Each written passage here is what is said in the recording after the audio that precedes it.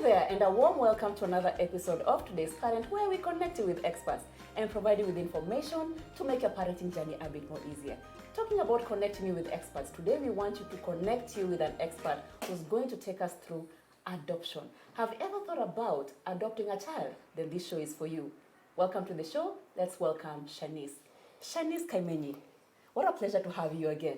Thank you so much, and thank you for having me back. Nice to have you. Thank you. Adoption, define for us. What is adoption? I know you're a lawyer, so you'll give us the legal aspect of it. What is adoption? What is considered to be adoption?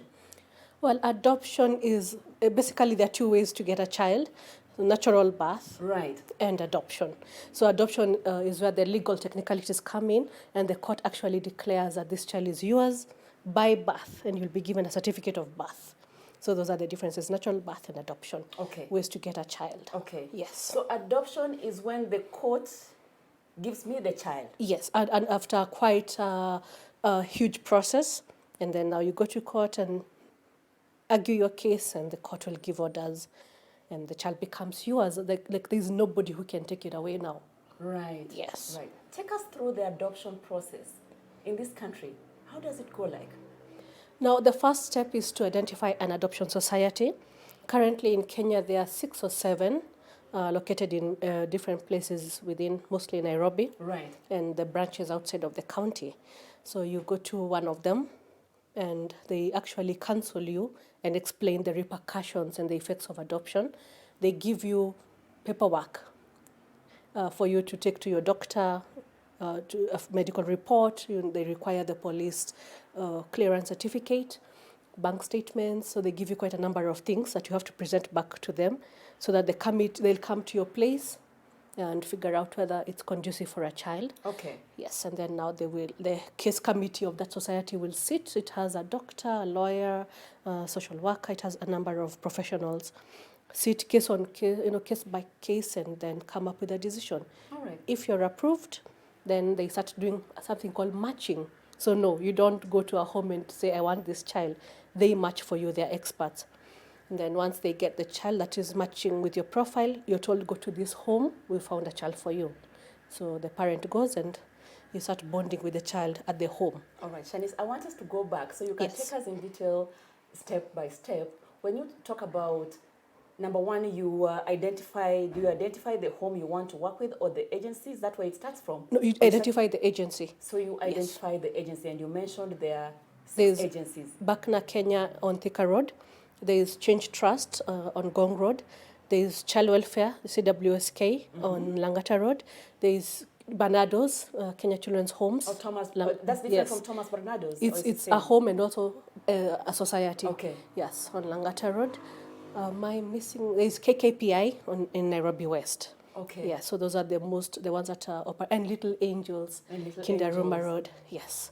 How then, as a parent or as somebody who's thinking to become a parent through adoption, Yes. how do you choose among the 6, or when you're looking for an agency to adopt through, Yes. what are the things to look out for? Actually, you can walk into any, depending on where you live, the closest one to you. And even though you find that you don't even know where they are located, where to go, even a children's home, they will advise you go to this society.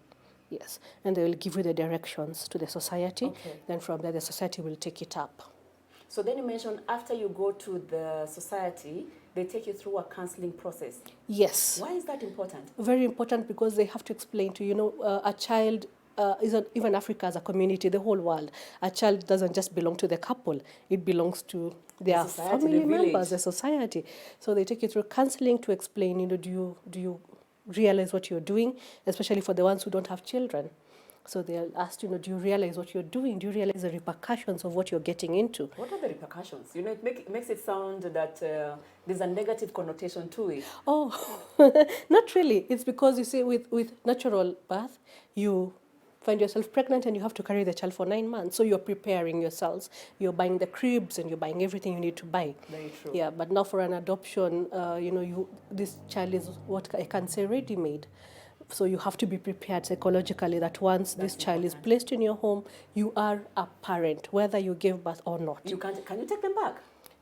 That is why you get the 3 months of bonding. Right. If the child refuses to bond with you, or if you refuse to bond with a child, then you can take back. Of course, it will harm your chances in the society, but there has to be good reasons, because sometimes children can reject the A parents. potential parent. Yes, they can reject. Yes. Okay. Yes. So then a potential parent goes through the counseling phase. Yes. Okay. Counseling phase. All that happens before you're even placed with the child.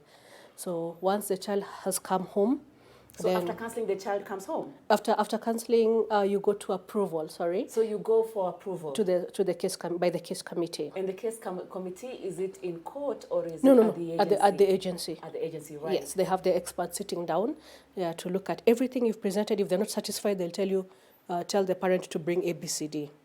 So until they are satisfied that you're a good prospective adoptive parent, then they will approve you. And you get a letter saying you've been approved as a adoptive parent. Then now they start the process of looking for a child. This is where they look at your profile and they match you. You know, how you look like, likes, dislikes, then they match you with a child. Okay. Yes. Shanice, I have a question for you. Yes. When you talk about matching and the documentation that you need to submit, I'm then wondering, for me to be considered for adoption, do I need to have a minimum bank balance for me to be considered for adoption? It depends, because one thing people cannot deny, blood is thicker than water. Mm-hmm. Your own child you will give your life for, you will give your liver for. So the question that comes is more a very sad question, but they'll ask, what would you do if this child does not come from your womb?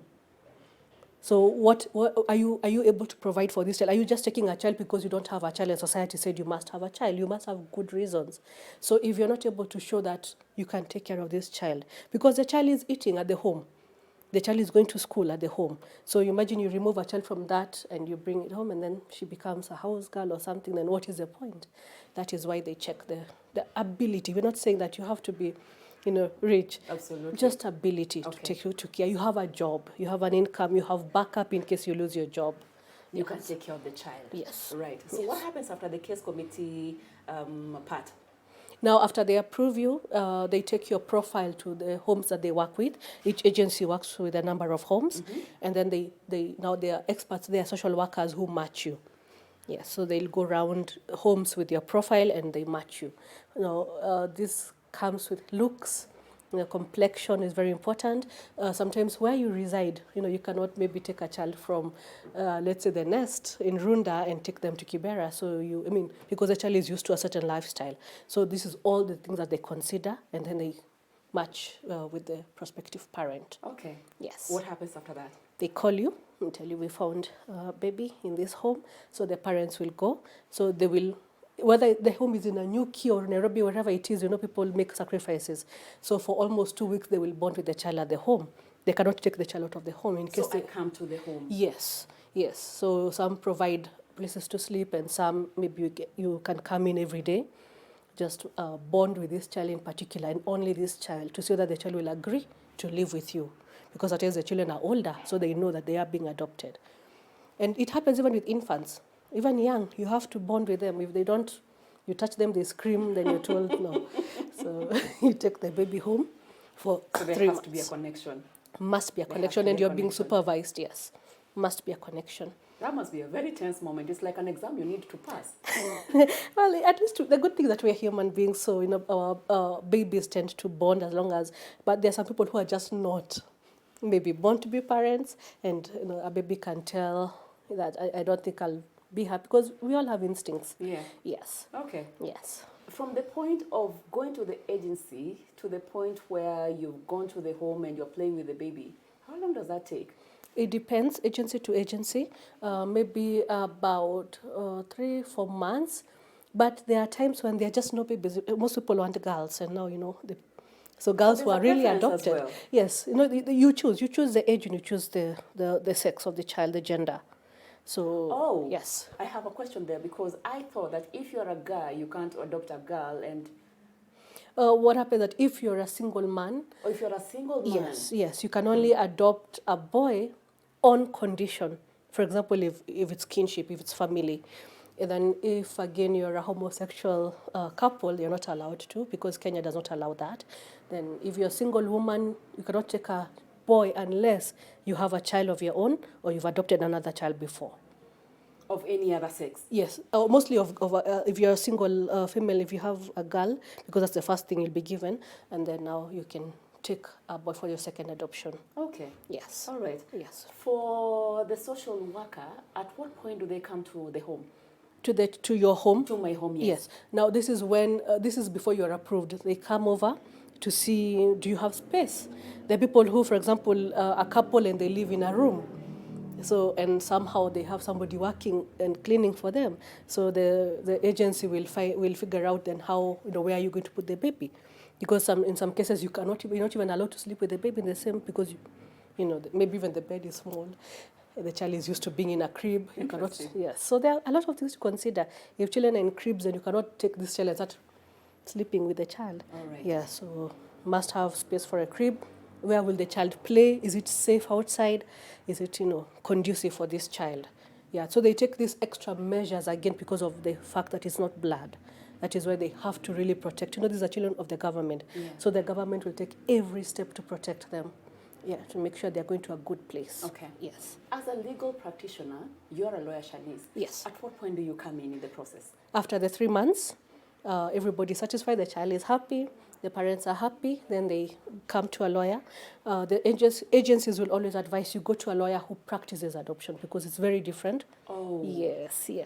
Yeah, it's always good to go to a specialist, just as you do with a doctor. So there are lawyers who, we are trained in everything, but we specialize what we prefer to do. So you go to a lawyer who does adoption, and they will actually take you through the court process. Yes. You know which makes me very curious. What made you, or what attracted you to adoption law? Yeah, where I was employed before I started my own farm, we actually did international adoptions. So I learned everything from the Hague Convention. I dealt with different countries. We also did local. So I got very interested.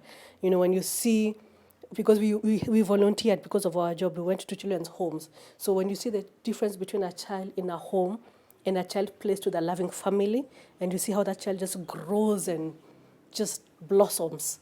And I thought, this is something you leave, this is a legacy you leave behind. So I chose that. Yes. All right. Shanice, you're going to take a short break, and then when you come back from the break, you'll share more with us when it comes to adoption. Sure, I will. Thank you. On today's episode of Today's Parent, we are getting a better understanding of the process of adoption in Kenya. We have lawyer Shanice Kimenyi who's sharing with us matters adoption. We're going to take a short break right now. Don't go anywhere. We'll be right back after this.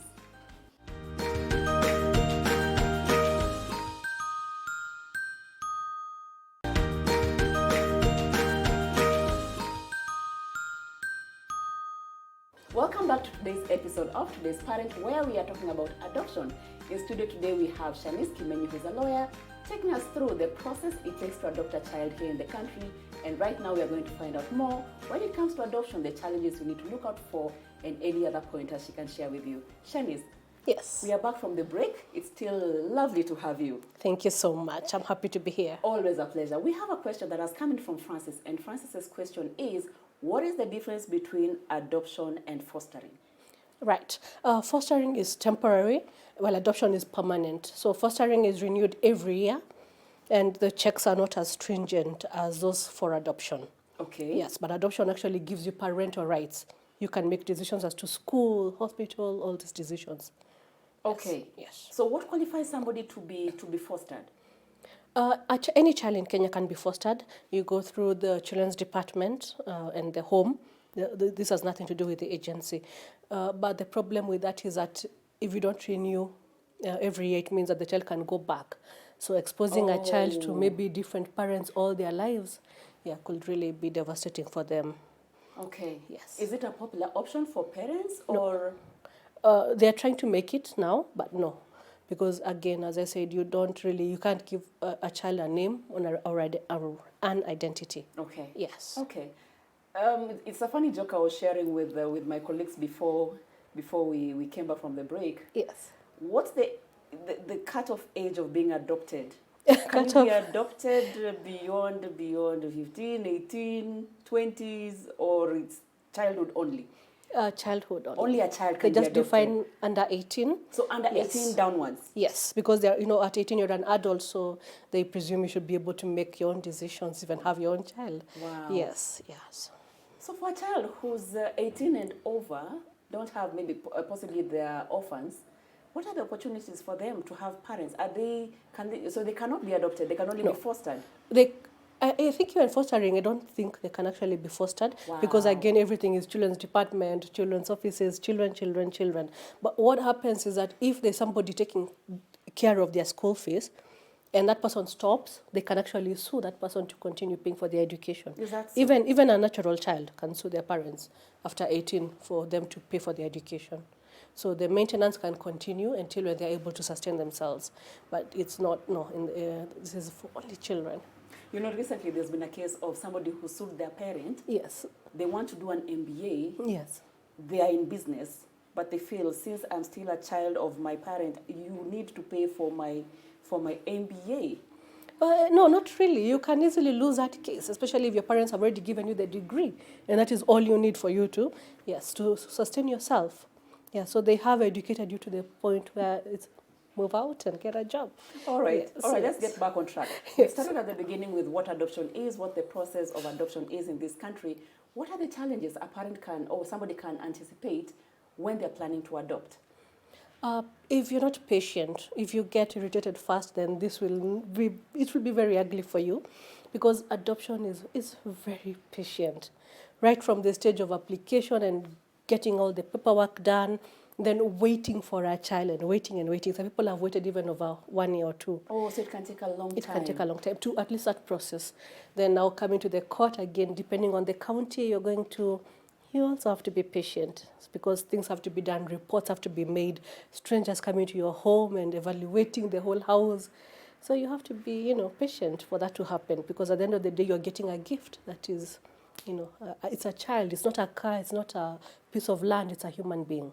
So you have to be patient to get the baby. All right. You mentioned if there's an issue and the child is unable to gel with me or I'm unable to gel with the child, can I be given an option to choose another child? Can I return back the child? Do I get a refund? How does the process work when it gets to that point? Yes, that during these 3 months, which during this time, they're actually still conducting checks, because you have to report with the child to the agency so they can see how you're doing. And they will also come over to your place to see the bonding. Go with the child to the agency? Yes, and they'll also come over. So during these 3 months, you are actually, if you feel that we are not bonding, that the child is distressed, is not happy, is crying all the time, then yes, you'll be given a chance to return the child to the home. And then you will have to go back for approval to be placed with another child. Okay. Yes. Okay. But once you've adopted, then no. That is why they go through all this, because once the adoption order is given, permanent, you're the parent. Right. Yes. Okay. Yes. Somebody who's thinking of adopting, the psychosocial support that is provided. I know you're in legal, but I'm just wondering, during that process, do parents go for do they go for counseling for a period of time? What support is there for them beyond the legal part? Right. There is quite a bit, because you are provided counselors, you don't pay, and they are trained counselors. So they take you through a lot of counseling. The parents who attend church religiously, I think there are some churches that give Ndoa and Uzazi, and they encourage you go for these classes. The agencies also give parental classes, and they encourage meetings amongst the adoptive parents, because it's a very unique thing. So only a person who's gone through that will understand another person who's gone through that. Yeah. And they need it, because adoption is so foreign. People don't understand that it has been done for years and years and years. Right? If you go to the year 2000, Jesus himself was adopted by Joseph and Mary, though not in a court of law. Moses was adopted. So you go through, and as Africans, we've lived with somebody in our house growing I have up. so many questions right now. Mary and Joseph. I understand you. Yes. All right. Yes. So for adoptive parents, you've said there are support groups which are available for them to join. Could be in the church. Yes. And even the adoptive, most agencies actually connect their parents. So I know now, I think they have WhatsApp groups, they have Facebook groups for social media. Right. The agencies try to have the meetups so that people can meet up and talk. Yeah, because, if you have sisters or brothers who are anti this child, then that becomes a problem. So you need support from people who understand what you're going through. Yeah, that this is a child. It's still a child who was actually born. It's only that now God has chosen you to be the parent. Yes. One day, I have my small brother, my last born brother, and the difference between them is 1 year. Yes. I don't know why the older sibling thought this was very funny. So she decided to tell my last born brother that uko hapo unaringaringa unajua uko adopted. So my brother was like crying his balls out, and my mother was wondering what the problem is. Yes. So then my brother tells my mother, Sylvia has told me that I'm adopted. Yes. My point is, there's a stigma around being adopted. I don't know why. Yes. How do you then break it down to a child, and at what point do you need to tell a child that they were adopted? Yeah, we encourage that you need to tell this, especially if they have siblings, if you have other children. We encourage, you can start when they are young. Taking them to even 3, just Wow. going not to tell 3? them, yeah, Okay. but taking them to children's homes, having them volunteer, so they start seeing the difference between how fortunate they are to be in a family, and how unlucky these other children have to be to share beds, to be in a home, very structured, want to take care of you. So let them grow up, and then when they're old enough, you can now reveal to them that, you were not in my tummy, but you're in my heart. That is where God put you. That's beautiful. Yes, so, yes. That's beautiful. Yeah. So at what point can you tell a child? It depends on the child. Children develop very, very different. So there are some who, even by 6, understand these things. There are some who may have to wait until they are 14 or 15, but this is teenage years. So either you have told them before or after, because teenage years is very sensitive. Yeah. Yes. But by law, are you required in the adoption process at some point to tell your child that you were adopted at 12, at 15? Are you required to do that as an adoptive The parent? agency will advise it. The counselor will advise it. Is it written? No. Yes, but they tell you what happens. What if something happens and somebody tells the child at school that, by the way, your parents adopted you? And I know, because people now put their lives on social media. So you just happen to be in the group of adoptive parents. That's enough for your child to know that, there is an issue here. Yeah. So yes. So tell them, because the world will tell them eventually. Yeah. Yes. And there's no shame in it. And there's no shame, it's a because beautiful thing yes, it's a very to be beautiful. part of a family. Yeah, because you chose them. Yeah. So that is it's also how you tell them that I chose you. Right. Yes. Okay. Talking of challenges, how can an adoptive parent to be tell the difference between an unscrupulous agency and a bona fide, a proper agency? Because I'm sure there are people who've been conned out there. Yes. The dangers out there could be very real. Child trafficking cases. Yes. How do you as an adoptive parent protect yourself? Now, unfortunately, yes, Kenya has been subject to a lot of scandal to do with children and trafficking. And I think it's lack of information. Say, for example, trafficking a child is so easy, it's unbelievably easy, nobody will go through the system. But if a parent has chosen to go through the system, has chosen to have the government come to your place and ask you very intimate questions, as a couple or as a single applicant, you've chosen to have an agency come into your home, then, you have that set of mind that you're doing the right thing. Yeah. And it's hard to say which is, but it shows. You can tell when you go and see how the children are treated. Are they okay? How are the donations? Does this child have clothes? Are they healthy? Yes, so you can tell easily as a parent. You can be sent to a home and you're like, oh, I don't think I want my child coming from there. Yeah. Yes, but so agencies, they know which homes to deal with. So I've practiced adoptions for 10 years and we've never had anybody return or complain. Yes. All right. Yes. Shanice, as you're winding up, your top pointers to our parents who are watching. Yes. Pointers when it comes to adoption. What can you share with them? Now, I'll share with them patience. So number one, patience. Patience, yes. Yes. Faith in a higher power. What's the longest adoption patience case have you seen that somebody has waited and waited? What's too long that you need to look for an option B? Yes. You mentioned about over a year. Yes. Of waiting. Okay. It depends again with the agency and how strict they are on actually going around and looking for a child. Because some agencies are very, very good. You can apply in January and by August they're calling you to come and meet your child. Right. So 1 year of waiting to be placed is okay. It's not bad at all. And then now, but the court process itself, it depends on the counties. The sub-counties now it's taking 3 years. And then like Nairobi, around 9 months. So because you see, we have the judges here and other counties have, there's really a lack of judges. Yeah. Okay, so number one, patience. Patience. All right. Have faith, whether it's in God. Well, I'll just say have faith in God. There's no point of going around circles. Have faith in God because He provided the child. Yeah, and, because we've had a lot of devastation. We've had parents and losing their children. We've had adopted children dying. We've had where you take an adopted child and then you lose your biological child. So we've had devastating, but people are still saying this is my child. I've made this decision. So the strength, supernatural strength, has to come from somewhere. It's not an easy thing to do. Okay. Not when you are married, especially, and his family is asking for a child.